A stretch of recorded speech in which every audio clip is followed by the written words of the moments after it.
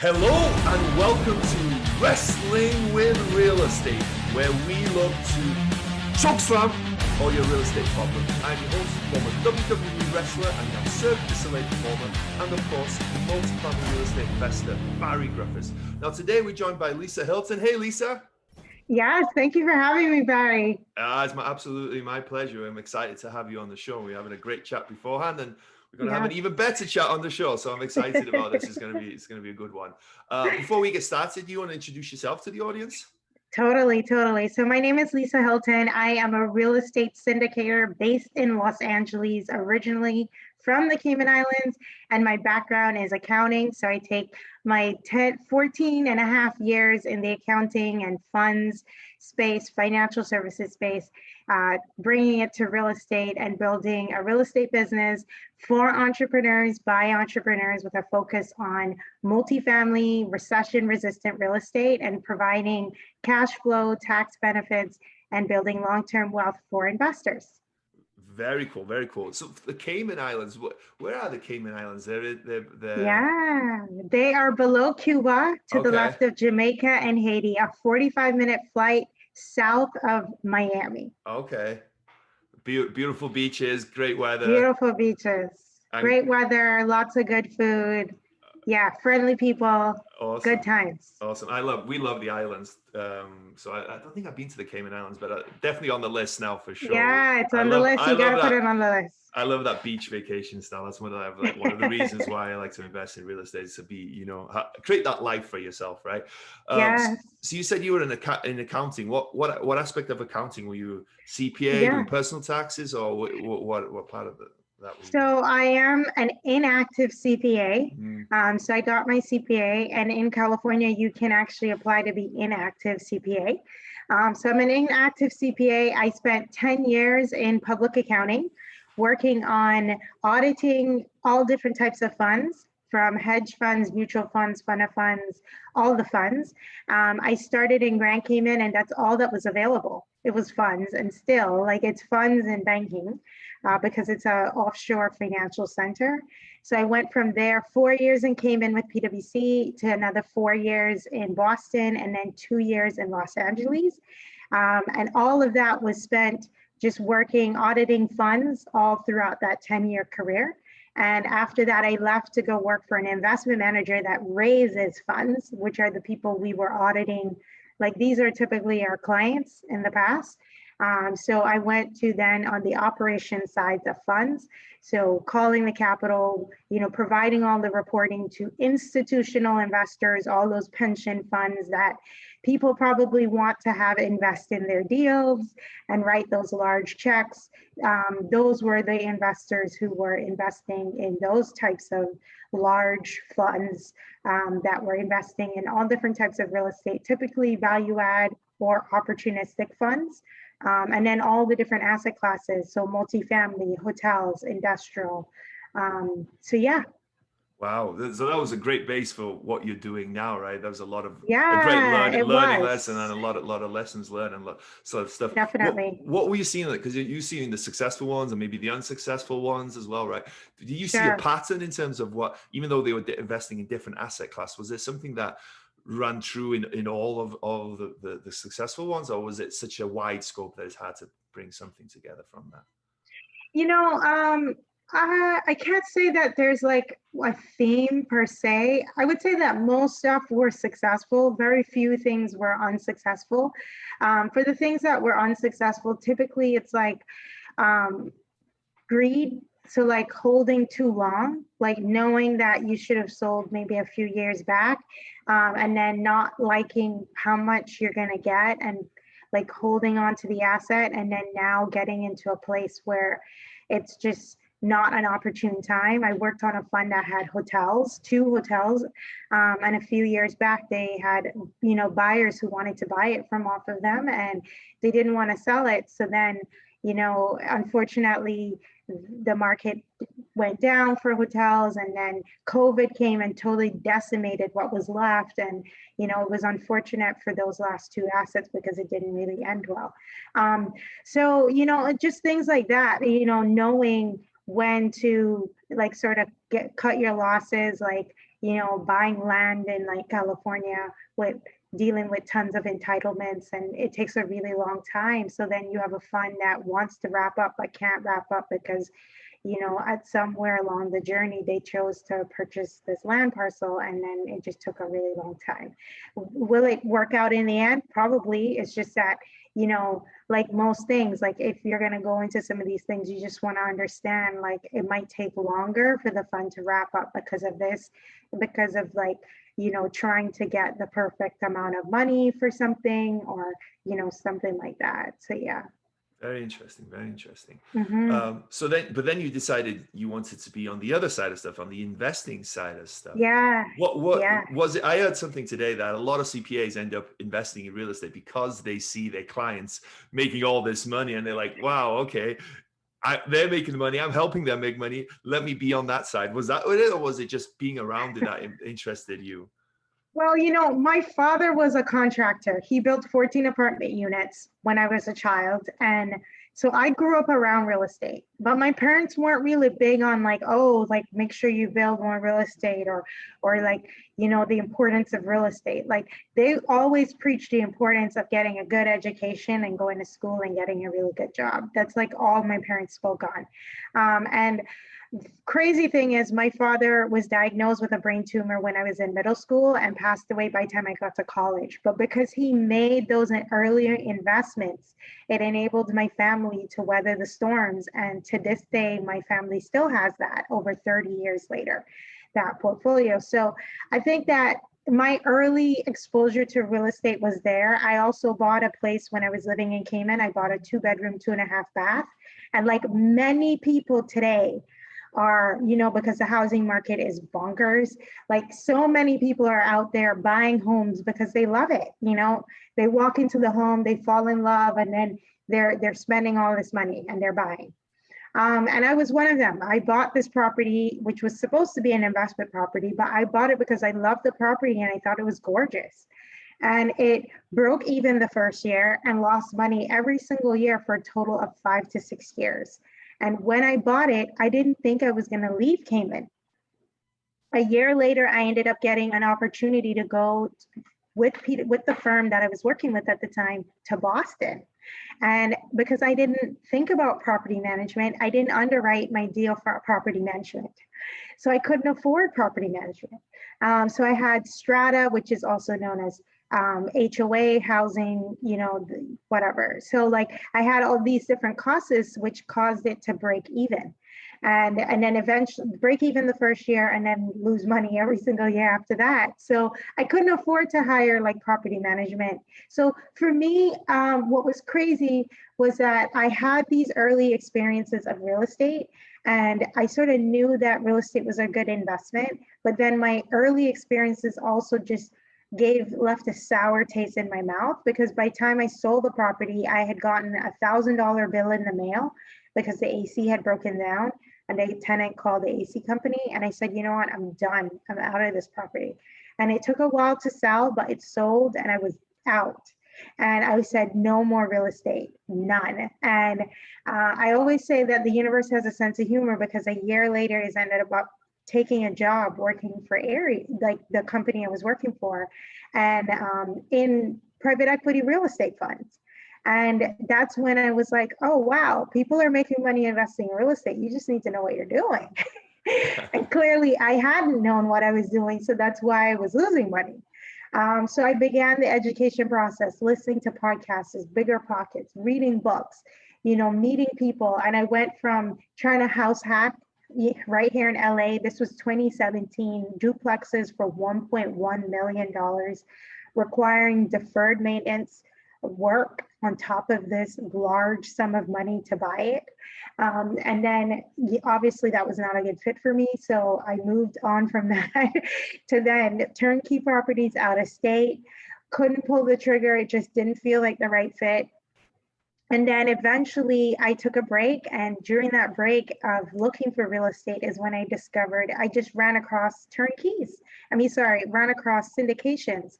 I was introduced to it by someone, and I said, wow, like, I just thought like this was only for like the places that I work, like these large institutional investors who have tons of money, I didn't know that regular people like myself could invest in real estate, in, large commercial real estates. And that is how my journey began. Wow. Wow. And what was it about syndications that appealed to you? Because you said, you looked at house hacking, you looked at turnkey properties. What was it about the syndication model that you liked? For me, I was working at the time. It was very long hours. And I think the first thing that attracted me was the ability to participate in real estate without being a landlord.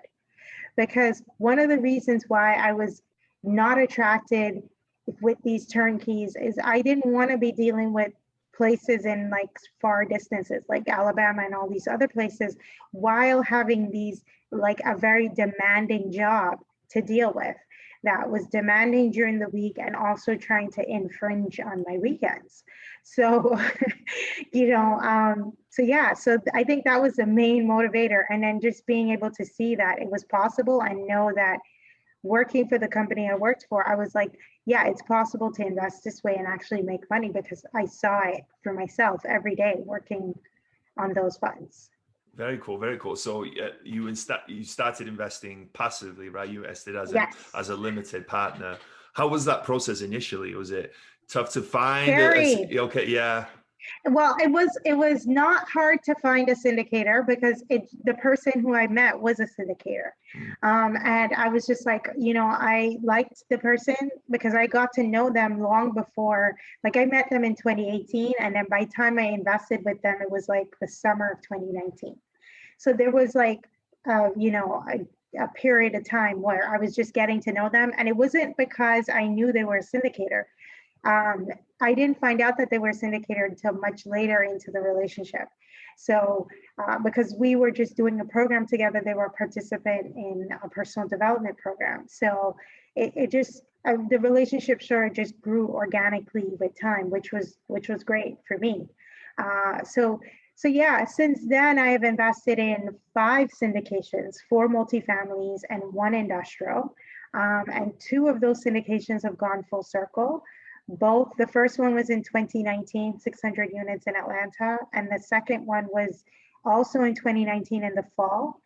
And that was 250 units, 2 separate portfolios. And that one was my first GP opportunity as well, because I got an opportunity to create my own entity along with a few other ladies to raise capital to bring into that particular deal.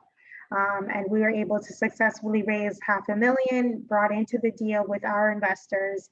And those 2 deals came full cycle a bit earlier this year in 2021 here. Very cool, very cool. Yeah.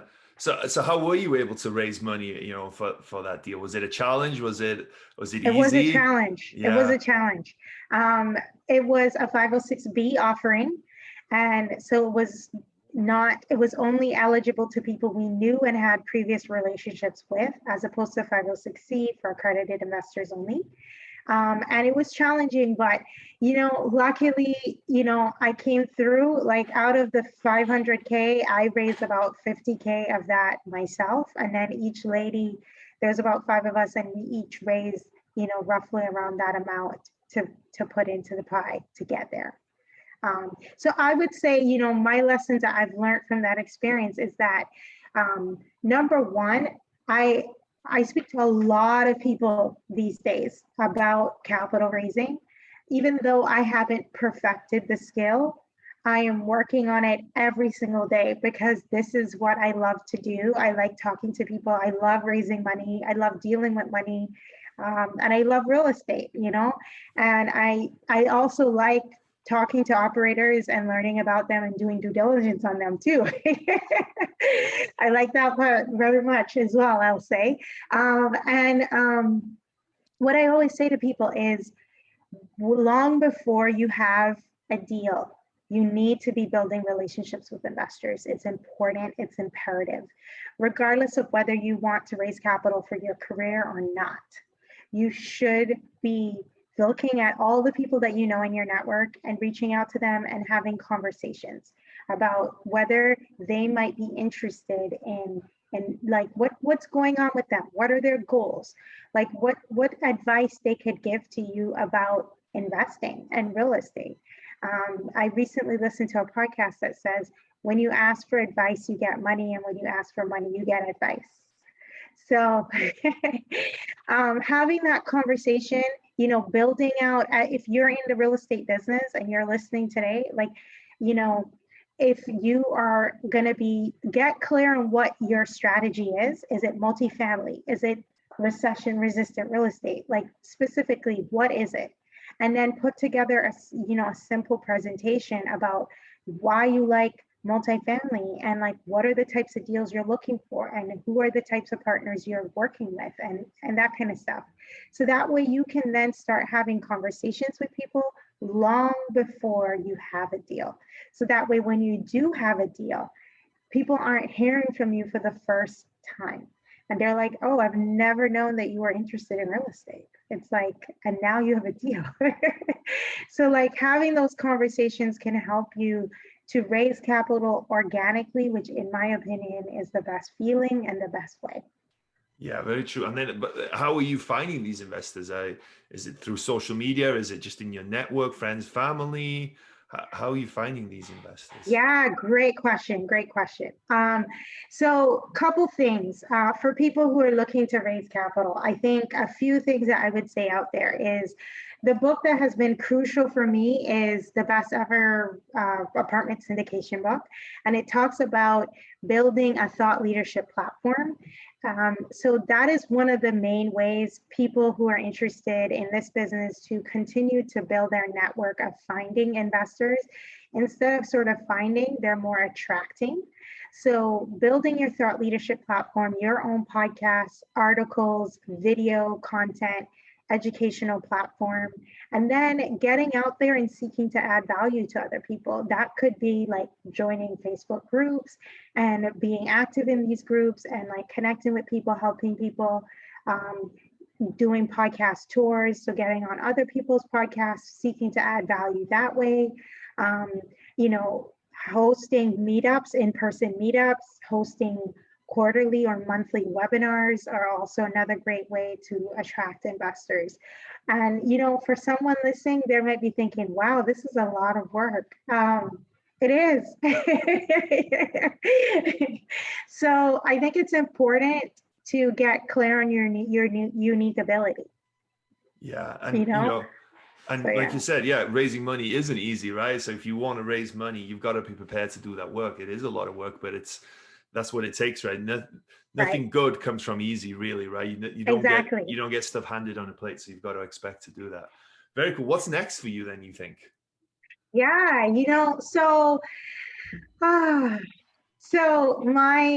for me, what's next and what I'm manifesting is I want to be able to add value to my investors. So to the extent that, continuing to build relationships with really good operators in the multifamily space and potentially in other asset classes that are also recession resistant, such as self-storage, and being able to provide opportunities for investors to come into funds that enables them to get exposure to maybe even multiple operators, maybe multiple asset classes, maybe even multiple regions.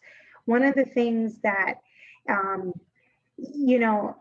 can be a detractor for some investors as they're thinking about investing in real estate syndications is they like to compare it to REITs, and they're like, oh, I'm losing the diversification that I'm getting in the REIT structure. And I just want to say to them that, hey, it's possible for us to create funds for you that gives you the opportunity to, still invest 50K, but like be able to spread that money across different deals that, spreads the risk across different operators and stuff like that.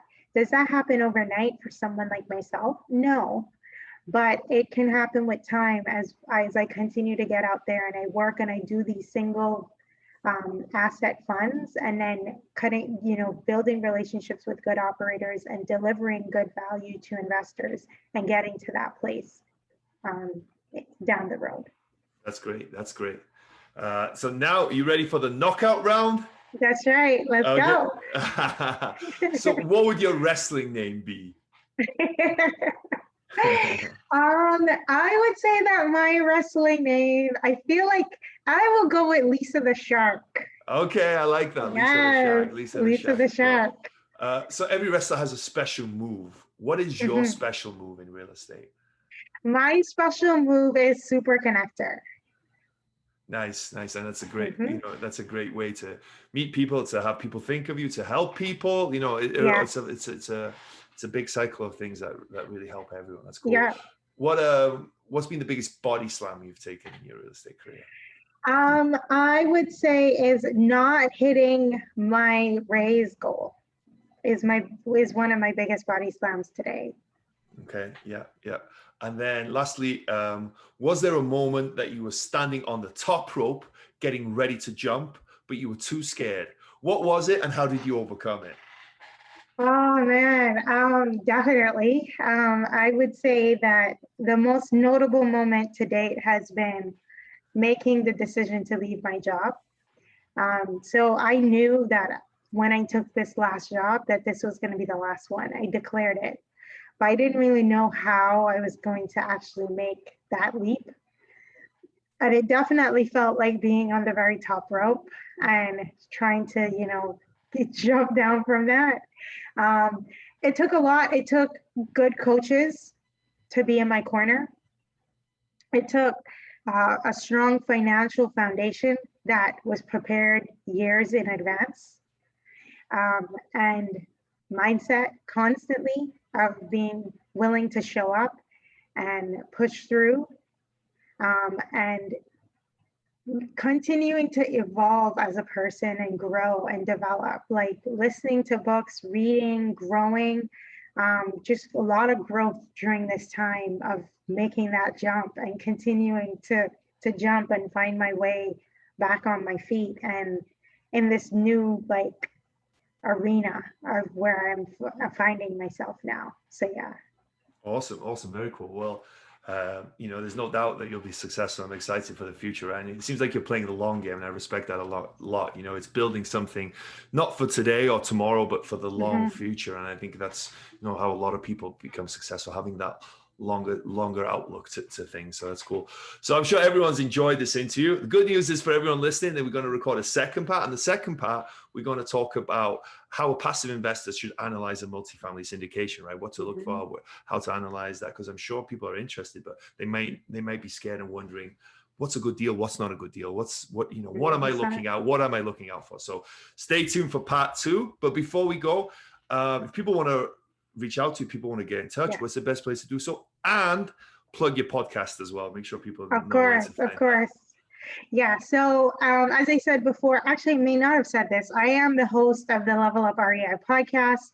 So I drop episodes every Tuesday, and you can find everything. So my podcast, articles, blogs on my website, which is lisahylton.com.